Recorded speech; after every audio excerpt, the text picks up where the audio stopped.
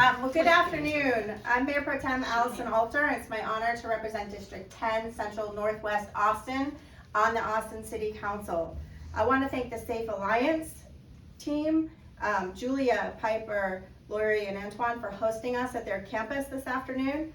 Our group today includes survivor advocates, leadership from the Texas Association Against Sexual Assault, members of the Austin Commission for Women, representatives from APD, representatives from APD Victim Services, members of the Austin Travis County Sexual Assault Response and Resource Team, representatives from the District Attorney's Office, and other community members.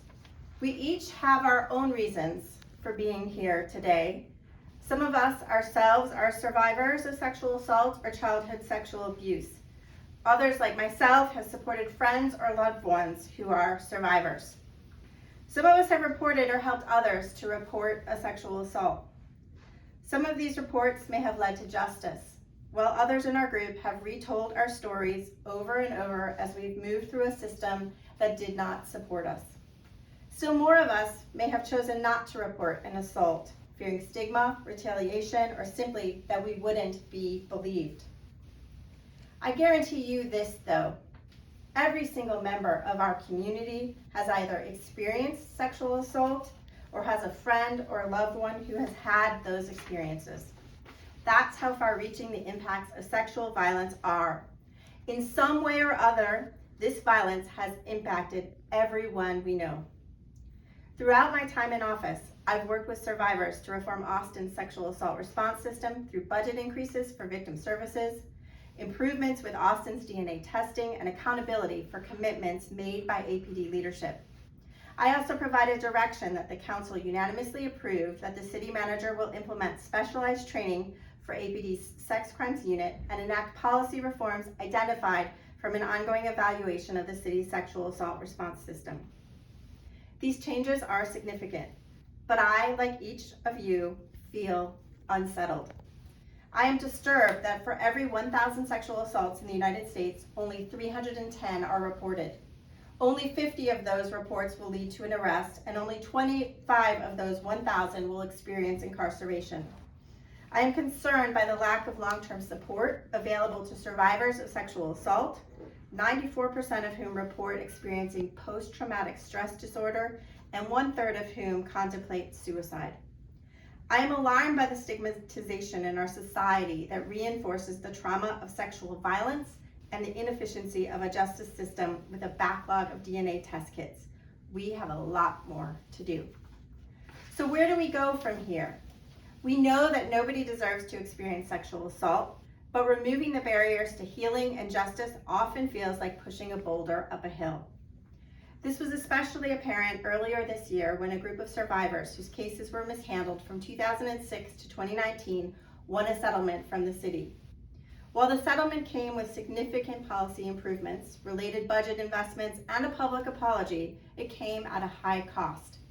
The 15 plaintiffs, as well as countless other men and women, have had to tell their stories over and over, reliving their traumas, fighting to be heard, to be believed, to force systemic change.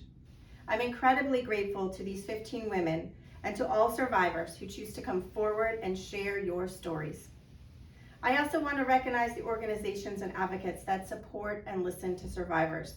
Your work is heavy. I have no doubt that it has saved many lives. I believe that with our leadership, Austin can become a model for other cities seeking to improve their sexual assault response systems and ending such violence in the first place. I hope that my daughter, and most definitely my granddaughter, will live in a time where a month dedicated to sexual assault awareness and prevention is no longer needed. So as another April draws to a close, we take a pause. We hold space for the survivors, those who've come forward and those who have not. We thank the attorneys, the parents, the teachers, the siblings, the counselors, the friends, the neighbors, the law enforcement members, nonprofits, and advocates who support them.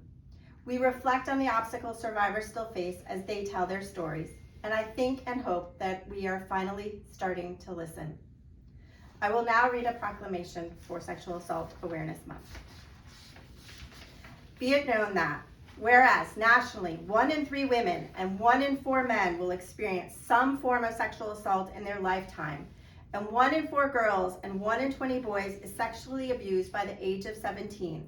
And whereas sexual harassment, assault, and abuse can happen anywhere, and all communities have a responsibility to listen to survivors, establish effective sexual assault response systems, and promote education and prevention efforts. And whereas many survivors do not report sexual abuse to law enforcement due to fear of stigma or community retaliation, concern that they will not be believed, belief that the justice system will not help them, or inability to recognize the incident as sexual assault and abuse. And whereas there is compelling evidence that sexual violence can be reduced through prevention education, increased awareness, supporting survivors, speaking out about harmful attitudes and actions, and holding perpetrators who commit acts of violence responsible for their actions. And whereas Sexual Assault Awareness Month draws attention to the fact that sexual violence is widespread and has implications for every community member.